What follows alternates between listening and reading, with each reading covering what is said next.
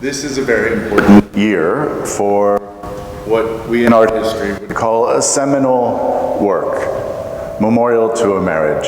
And of course, we're going to talk about the reasoning for you making the piece, how it came to be, where it lives. But first, we're going to start with a little biography. I think the audience would love to know a little bit about you, where you come from.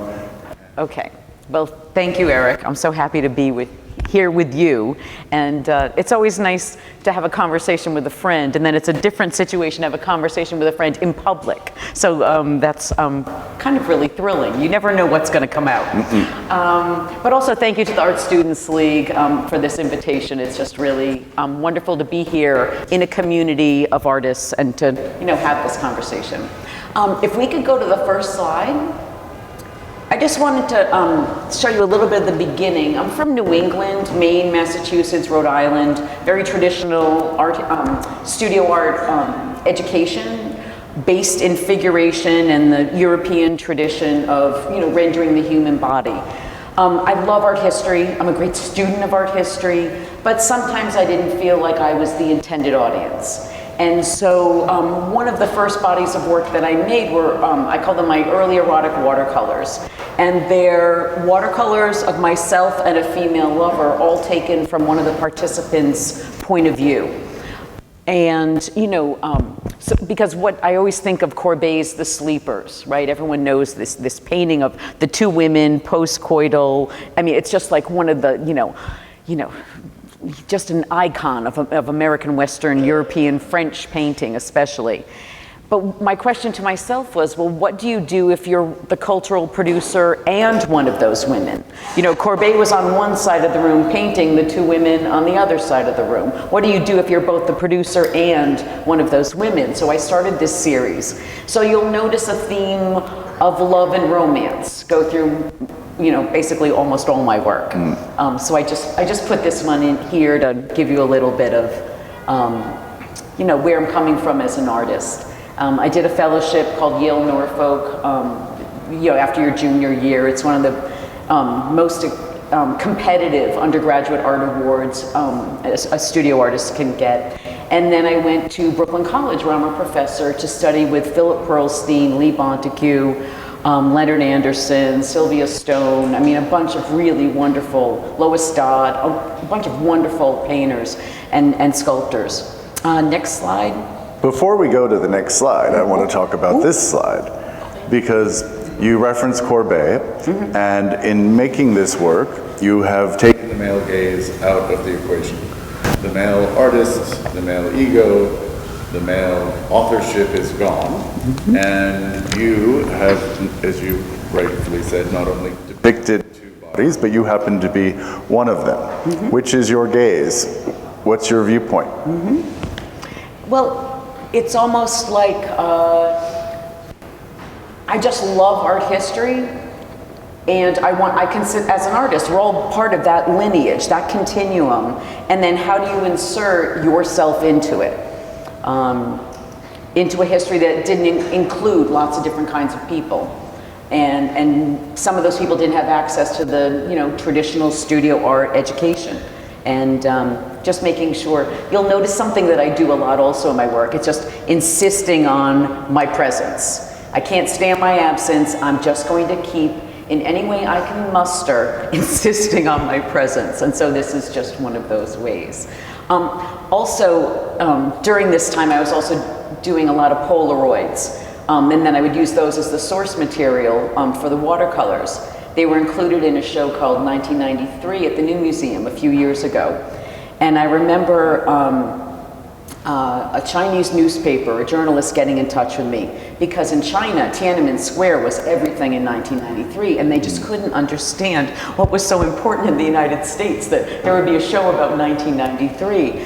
And so I was explaining to them, just all the politics and identity politics in the culture, but also the culture wars, and also, what was happening in the art world and what was happening in protests on the streets. And I said, there just really wasn't any difference There was no like physical boundary between what you were doing at home in your bed and what you were protesting doing out on the streets. And it was just one blurry line.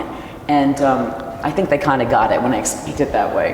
Yeah, and identity politics was queen at the time in 1993, and was front and center. And I love that Philip Pearlstein was one of your professors, because obviously Philip has been painting nude bodies for a very long time. We should remind people that he was classmates with Andy Warhol at Carnegie Tech back home in Pittsburgh many moons ago. And he's still alive and painting He today. is still alive and painting absolutely every day, and is a workaholic in very big ways.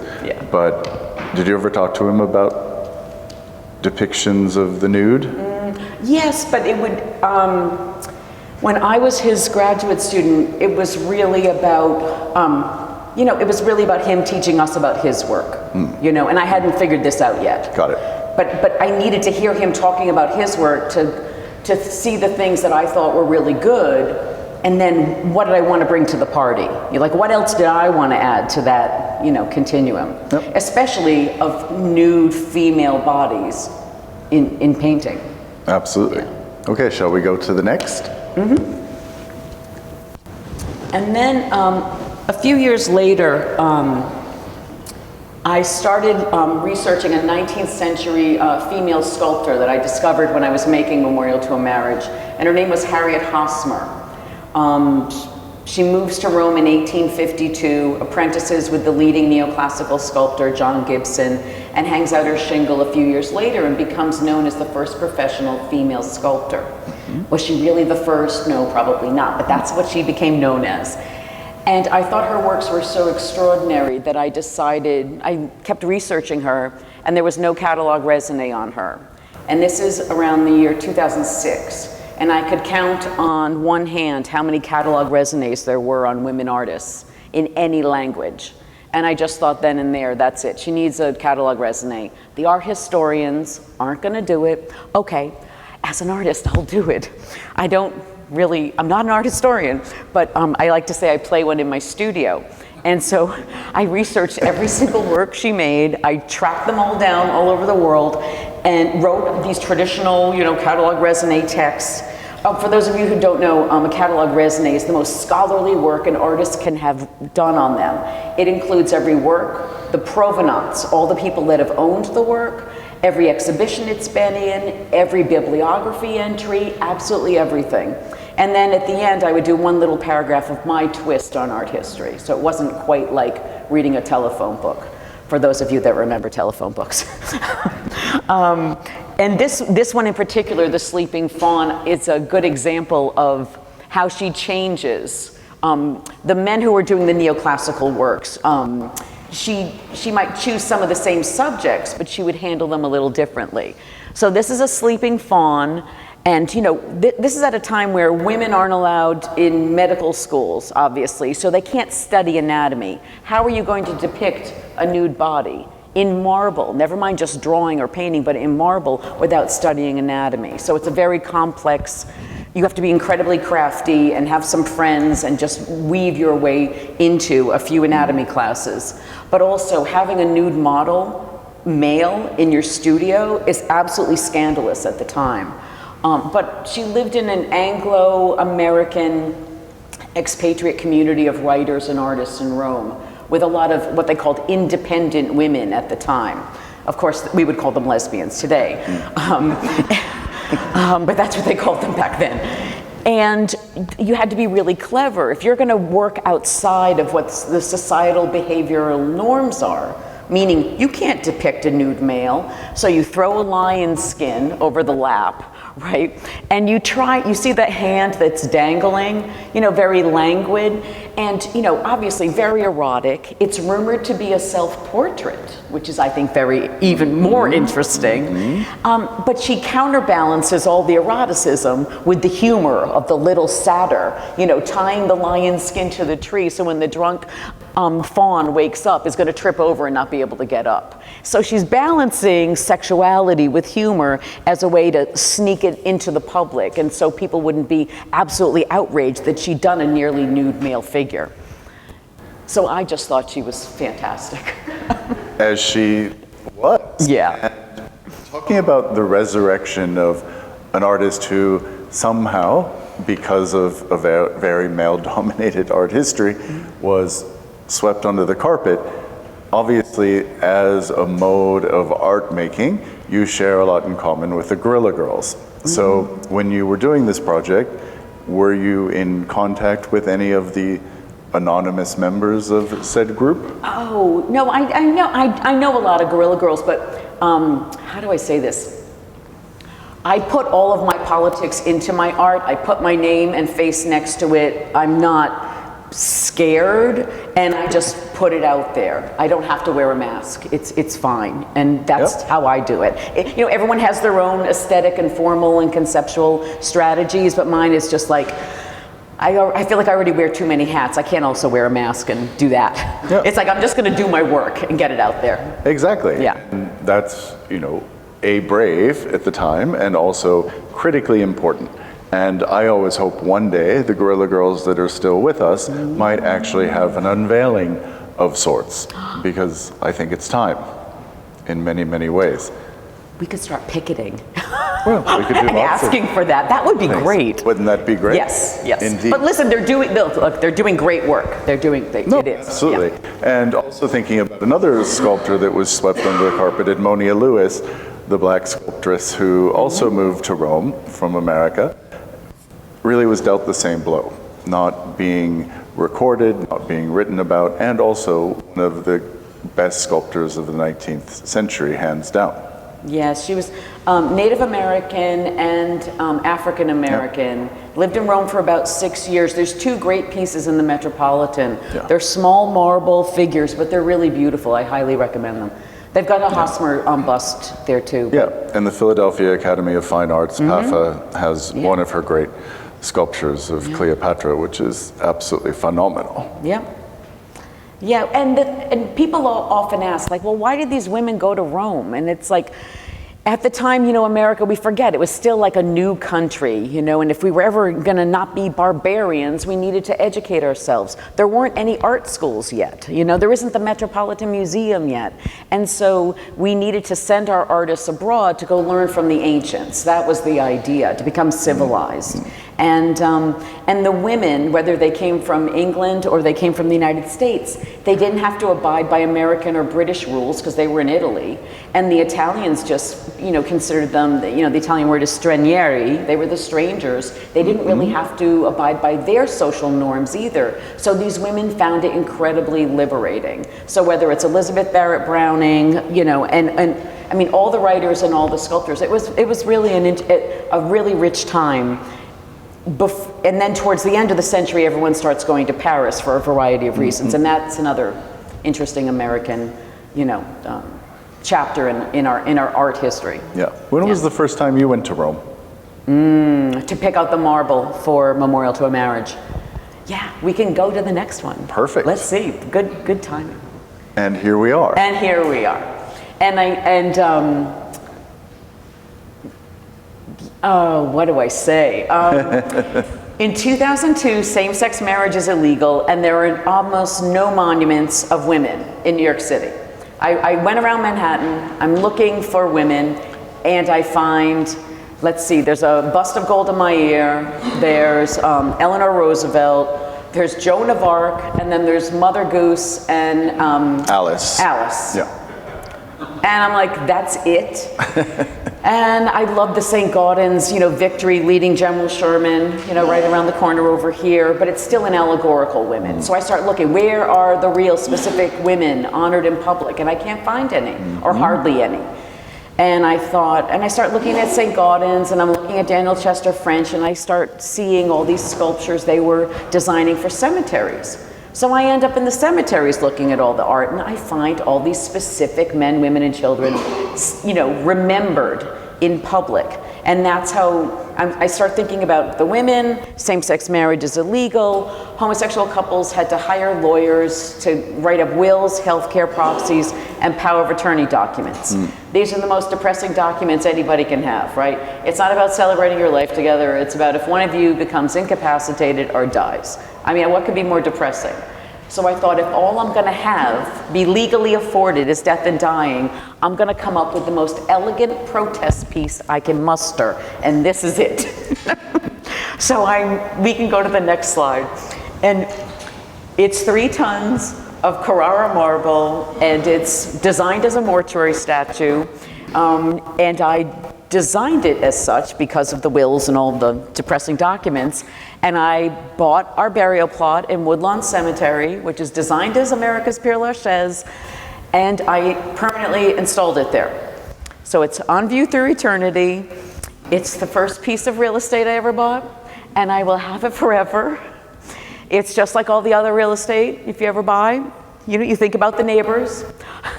I've got Ralph Bunche to one side of me, the first African American to win the Nobel Peace Prize. Yep.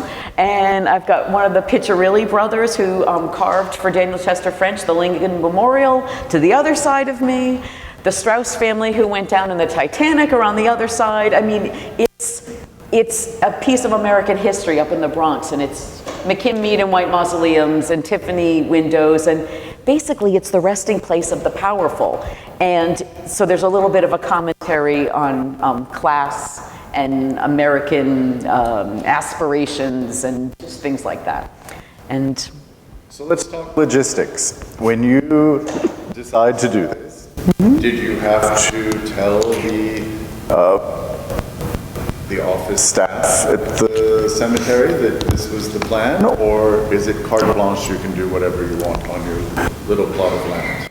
It is, well, they do encourage personalization. That's why they let McKim, Mead and White do, one mausoleum. They don't want 4 McKim, Mead and Whites right in a row. They're gonna have to, they like things alternating a little bit. Actually, it was about 6 months after 9/11. My father had just died, so I was not in a very celebratory mood at my birthday. And I told Deb, I said, I just want to go on a walking tour. Let's go to Woodlawn. And they had a Beautiful Women of Woodlawn walking tour where you could see angels, and this one, Gertrude Vanderbilt Whitney did some figures over here, and Anna Hyatt Huntington did some there. And I mean, it's really beautiful work. And at the end of the tour, I said, Deb, this is where it should be. And my father grew up in the Bronx, her mother grew up in the Bronx, and it was just like, oh, this will be full circle. And so I went up to the woman who was leading the tour at the end of it, and I said, is it possible to buy a plot still here? Because I have a sculpture I'd like to put on my plot. And that's how the negotiations started. It was purchased on what they call the pre-need basis. So thank goodness we're still alive, like knock on wood. And you get a little coupon payment book. It took me 3 years to pay it off. Mailed in the check none of the Venmo yet, mailed in the check every month. And within the year, with the help of Jeffrey Deitch, the gallerist, I installed it there. And I thought, as long as there's a Woodlawn, when they do these walking tours, they'll have to say the names of 2 real specific women. And also, there are very few, I'm sure you've all noticed, very few LGBTQIA persons honored in public as well. And so it has become, even though I didn't know it when I made it, it's become the first marriage equality monument in the world. It's the first, and unfortunately, it's still the only. 20 years later, which is insane, I know, it's insane. But hopefully someone else will start making some also. Let's hope for sure. So let's think about your research methodologies for this. What sculptures are you looking at? Are you thinking about 19th century Victorian culture where people picnic and have fun in graveyards and gather and talk and play? Very different take on what we think of graveyards today. Yes. Well, when Woodlawn was designed, think about it. So it's established in 1863. So we're talking about during the Civil War. Death hits every family, right? So, and there's no child labor laws yet, right? So people are working in factories in New York City. And they're, it's usually very long 6-day work weeks. Sunday's the one day they can go to church and they can get some fresh air. I believe Central Park is established right around the same time. So there aren't that many green areas for people to go to. You take your picnic, you would go to the cemetery, think about your forebears, good character, or not, get some fresh air, and then you go back to the factory on Mondays. So it wasn't so much frolicking, but just, you know, just contemplating and getting some fresh air before you went back to, you know, basically a life of drudgery. Yeah. But as the war affects every family, people start being less interested in spending time in cemeteries. And that's when Calvert Vaux and Olmsted get the commission to do Central Park. And they make a very concerted decision not to have any burials there. And that's what happens with the first park. And then we get the Metropolitan. And then artists that were making sculptures just for cemeteries, they start skipping the cemetery stop. And it goes right from their studio to the Met, or to a gallery and then to a museum, as other museums start being established across the United States. But I'm looking at, if we want to go back to ancient art, the sleeping hermaphrodite is up there on my list of I don't know if everyone knows this work, but it's quite exquisite. If I had thought of it, I would have put in a picture. We have a reference right over there. Oh, yes. Harold Stevenson, a rear view of the hermaphrodite, and it has influenced so many artists over so many generations. Barry Exball has done a version. Yep. And how did you first find it? In Rome. Yeah. There's one in the Vatican, the one at the Borghese, there's one at the Louvre. I mean, there's lots of copies of it, but it's one of my favorites. But looking at Hosmer's work, looking at, you know, thinking about Courbet's The Sleep, you know, obviously two entwined figures. William Henry Reinhardt has a sculpture of the sleeping babies, and you might notice a very similar pose as to this. One on their back, slight incline, shared tilted pillow, one on their side. But, you know, thinking about, I'm an American artist, right? It's an American sculpture. I kept going to all the cemeteries in Paris and looking at, you know, because the figurative sculpture in the European cemeteries is much more erotic than you see in any American cemetery. So I was always trying to do gas and breaks. Like, I wanted to make sure you could tell it had Puritan American roots, that it's an American sculpture. So to make it sensual, but not too erotic. I mean, it was just a hard balance, and it took me many size clay maquettes to figure it out. Now let's talk about home life a little bit. You and Deb Kass happens to be your other half. She also represented here on the wall with her wonderful self-portrait is Warhol's Liz. How long were the two of you together at that stage? In 2002? Yeah. Oh, now you're gonna make me do math live. Yep. Jeez. Because well, let's put it this way. This March, we'll be together 30 years. I can do that. Yay! So 9 years. There we go. Did it take any convincing on Deb's part? Well, no, it's my work. She didn't have any say in it. So you didn't even ask? No, wait, I do a lot of lectures on this sculpture, and always at the end, somebody asks, what happens if you two break up? Does she still have to be buried with you? Well, that's why they make chisels. And no, I say, absolutely. Not at all. But you just went ahead, made it. When did you make the reveal to Deb? Oh, well, you know, I always come up with some crazy idea. I always think outside the box. It's always way before the culture is ready for it. Whether it's, you know, feminist art history or same-sex, you know, marriage, whatever it is. I always come up with it. I'm always there earlier than the culture is. So I say to Deb, yeah, I'm thinking about this monuments. No one was talking about monuments 20 years ago. And she's like, really, monuments? Huh, you know, like, are you sure? I'm like, I am sure. Because I needed it for myself, you know, for whatever reason. I just needed something real and concrete if the culture wasn't going to give it to me. So basically I had air, I had nothing. And I thought, if all I'm getting given by, you know, the legal, in terms of legal status is nothing, I'm going to come up with the heaviest, you know, answer to that to counterbalance it. And just my conceptual reasoning of it, I just thought, I have to make this. And I only make work that I need it to exist in the world. Look, I look out on the cultural landscape, and if someone else is making something like this, I wouldn't have had to make it. And I would have been happy. You know, that's great. Someone else did it. Great. I don't have to do it. But if nobody else is doing it and I need it to exist, you know, I'm like, all right, I'll do it. And, but Deb was like a little scratching her head going, really?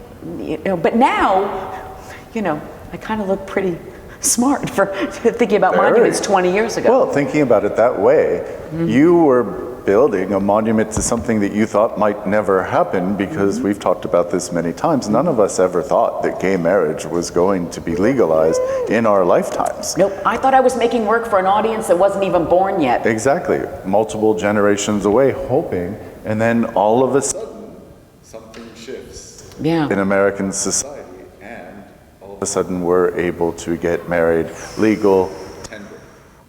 I do believe you and Deborah on the altar that day, correct? Yeah. You want to talk about that? Well, the first day you could get legally married in New York State. Right. We were down at City Hall, definitely. Yeah. You know, it's almost like you can trace same-sex marriage, like these kinds of rights, with this artwork. It's, you know, it's illegal when I make the artwork. Now it's legal, and then Lord knows where the Supreme Court's going. It might be illegal again. The artwork is the same 3 tons of marble, or, you know, there's a bronze version too. And we can go to another side. It's the same artwork, and yet everything around it keeps changing. Let's see. That's a detail. A close-up of the toes. And here's one of the bronze ones. Version. This is the one that's on view at Kelvin Grove. There it is. Oh yeah, and that's in the cemetery now. Because James Harithis, famous American curator, came to me as a museum in Houston. And he said, yeah, I love the bronzes, all the different sizes, they're great, but the marble is the fullest expression of the project. Will you please loan me the marble for my museum? They had just elected the first lesbian mayor in Houston, and he wanted to, he's like, I gotta do a show. So, and I thought it was a great opportunity to move the marble permanently indoors, so now it only travels to museum exhibitions, and replace it with bronze replica. It's the same size as the marble, and there's one like this also that the Smithsonian owns. Yes, there we are. There's the wedding picture. So that's like June 24th, 2011, the first day you could in New York State. Exactly. Now, I want to talk about the sculpture as a part of our contemporary society. What feedback do you get from people who visit the sculpture? Do people leave notes? Do people leave any objects there? And I'm asking this because Warhol's grave is a very living sculpture in so many ways. I don't know if we've ever talked about this, but Warhol wanted on his gravestone to have one word and one word only, and he wanted that word to be figment, as though he were nothing but a figment of our imagination. His family, sadly, decided not to do that and did the traditional gravestone, but it is now really a living organism, because people visit all the time. People leave notes from all over the world. And when I was the director of the Warhol Museum, we worked with EarthCam, and we put a 24/7 live feed camera on the grave, which is still going today. So any of you can go to EarthCam's website and tune in to see Andy laying in repose. But I'm always so blown away by the fact that people leave angels, stuffed cats, wigs, soup cans, notes in every language of the world. Is this happening to the sculpture in any way, shape, or form? Yes, people do leave rocks on it. You know, in the Jewish tradition, saying I came and I visited, which is very nice. And the NYC LGBT Historic Sites, or nonprofit, they come and they put the gay flags near it. And then when it's been on view at Kelvin Grove, and sometimes people go and they write poems about it, and then they video themselves reading the poem they've written about or that was inspired by the sculpture, and then those get uploaded onto the internet. So there's several of those. There's been a few songs. I mean, there's, you know, different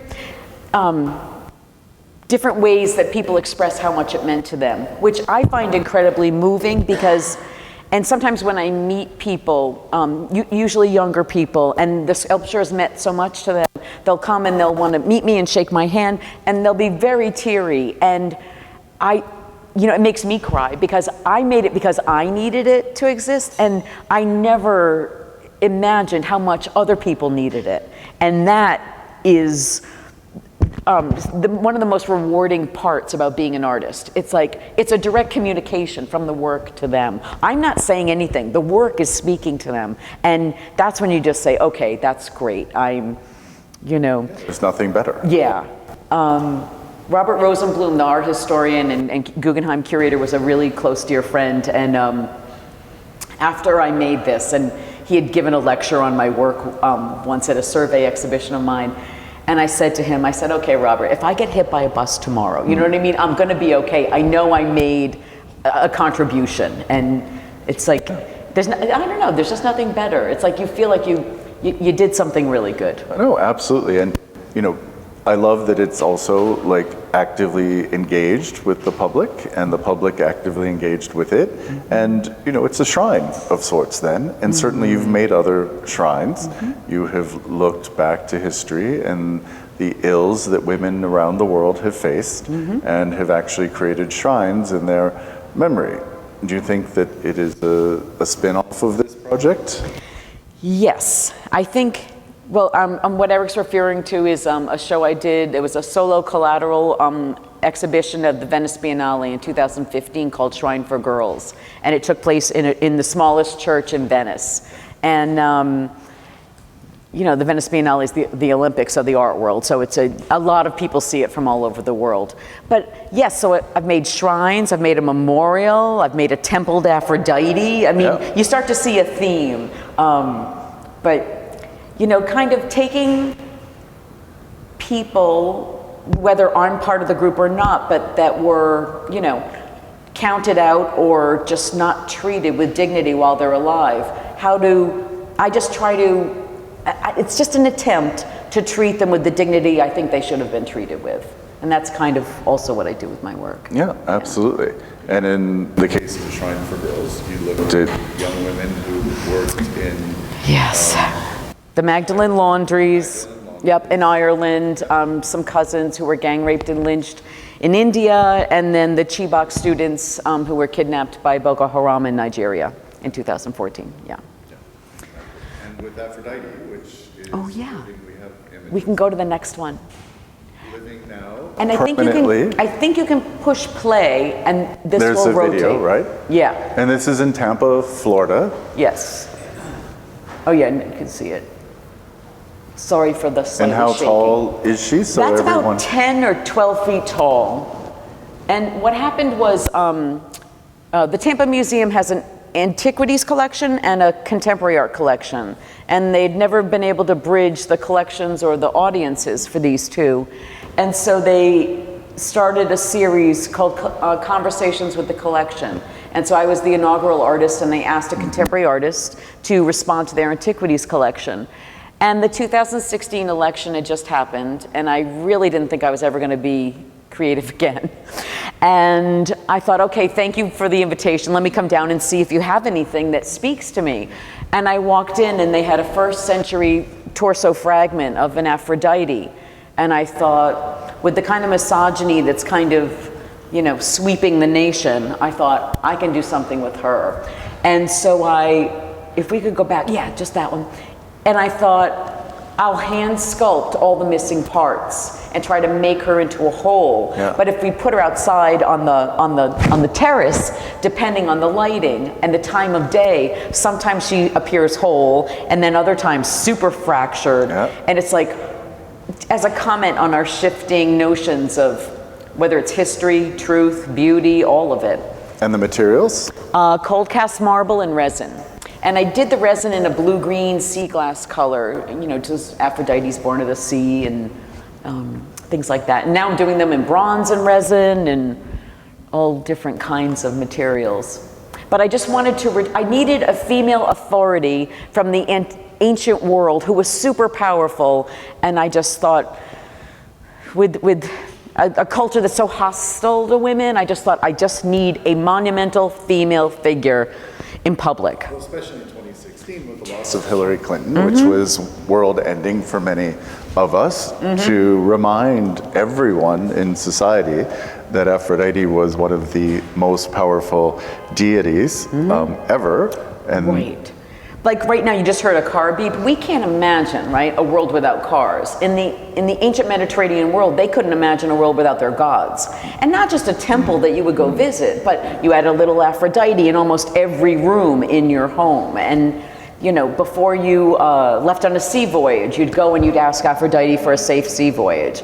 You know, it's not just beauty and love, it was also like the goddess of nixus, meaning good contracts. Not just a marriage contract, a business contract. I mean, it was even good crops, military victory. You'd go to her for everything. And then when you came back and you had won or returned safely or the marriage worked out, whatever it was, then you'd have to go and thank her in all the different rooms and the public temple. But returning her to her cult-like scale was really, really important for me at that time. And Ava's here, and Eva, and she interviewed me in Tampa when that was there. Oh. That's fantastic. Is there another image of it? Or? Let's see. Yes. Oh. So these are the two-dimensional works that you're making in the same theme that are multi-layered, using tarps and sheer materials. So they become palimpsests in ways, layer upon layer of feminine power. Where was this shown most recently? This one was in the group show this fall, September and October at David's Werner. Yep. And I think of them as kind of like a combine painting. And we've got a little bit of a nod to David Hammond's with the blue tarp. Yep. And, you know, because we think about, like, I think about what do people go to the gods for, right? And then because it was Tampa, and they're always dealing with threats of hurricanes, and up here we have our own threats of hurricanes. And what do we use blue tarps for, right? To protect what we value. And so putting the blue tarp in, the center layer is just a traditional acrylic on canvas painting. And then the kind of abstraction on the transparent layer is everything that seeped through when I was doing that. And so it's mechanically reproduced. And so we've got industrial, mechanical, and hand painted, and just all gets all mixed up together. And they also move in the breeze. So if the heating or cooling system happens to be blowing air into the space, they hover ever so slightly, which gives them this incredible energy and power, as though Aphrodite is emitting power into the room. At least that was the experience I had when I saw it.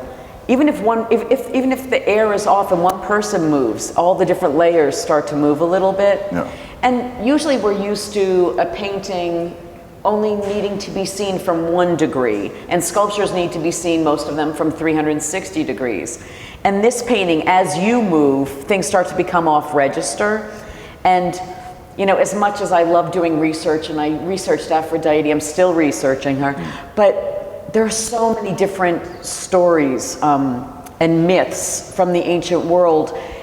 And I love the statues, and they're so concrete and fixed.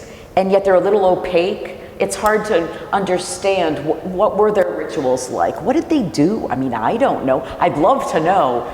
Will we ever know? Probably not. But almost obscuring our access to her is also, I think of it as putting us in the position of a seeker, someone looking for more information or for knowledge or for truth or something. Yeah, but that very much describes you as well. Because this is what you do. You look, you seek, you try to find truth and to resurrect and bring it back. Yes, I'm very curious. Yes. You are very curious. What's the next project? Oh, I'm not done with Aphrodite. I'm working on, there was this archaeologist, Iris Love, who discovered the ancient temple that Praxiteles, the famous sculptor of the ancient world, he did the first Aphrodite sculpture in the nude. And Aphrodite is the first nude in Western art history. And to me, it's very interesting because she's an adult. So it's female adult sexuality. talk about coming full circle, right, to the first watercolor. And she discovered the temple, and so I'm kind of making a little model of the temple, and all I have is the floor plan, and Iris Love's drawing of it. And unfortunately, Iris Love passed away last year because of COVID. A friend of ours is here, John. I got to meet Iris Love, Bill, at John's last party after his play opened, so that was wonderful. But I'm a kind of obsessed with place, because I've shown work in historic venues, whether it's an old power plant in Rome that's a museum, a cemetery, a church in Venice, and now I think I'm interested in making a space. Which I have seen secret plans of, and I hope that you pull it off, because it will be exceptional, as is all of your work. Thank you. Thank you.